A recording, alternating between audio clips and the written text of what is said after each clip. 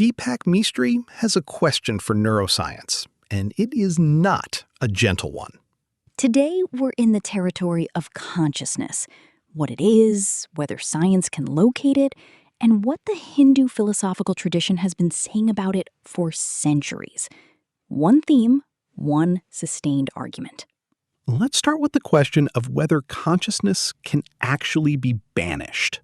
The central tension here is whether what scientists study under anesthesia, coma, and amnesia is consciousness itself, or something else entirely that they've mistaken for it.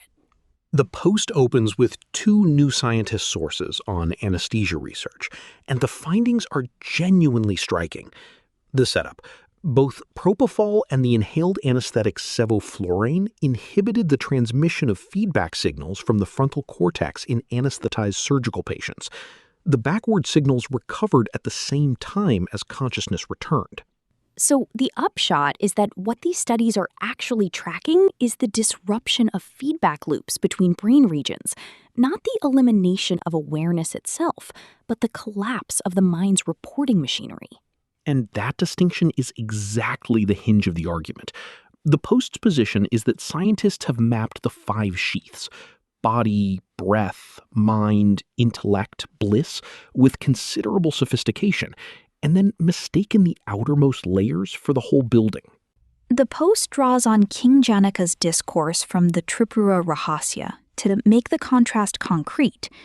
In Nirvikalpa Samadhi, amnesia is total. There's no experiencer present to report, yet the practitioner returns. The question posed is, who exactly was absent? Which is a sharper version of the same problem the scientists are circling.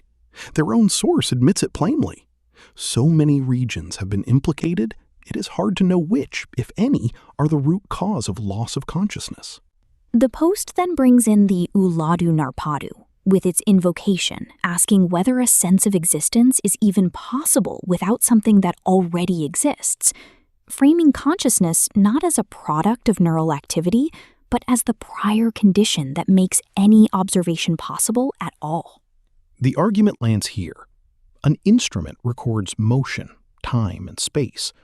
Consciousness, on this account, is motionless, timeless, and spaceless, which means no fMRI, no EEG, no app is even pointing in the right direction. And the Bhagavad Gita gets the last word. That which cannot be slain cannot be banished either. The post's conclusion is that science will keep finding correlates of the mind and calling them consciousness until it learns to look inward rather than outward.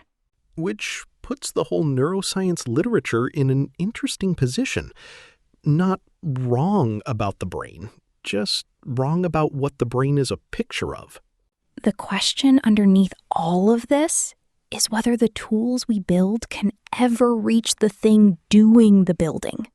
Consciousness studying consciousness, using consciousness.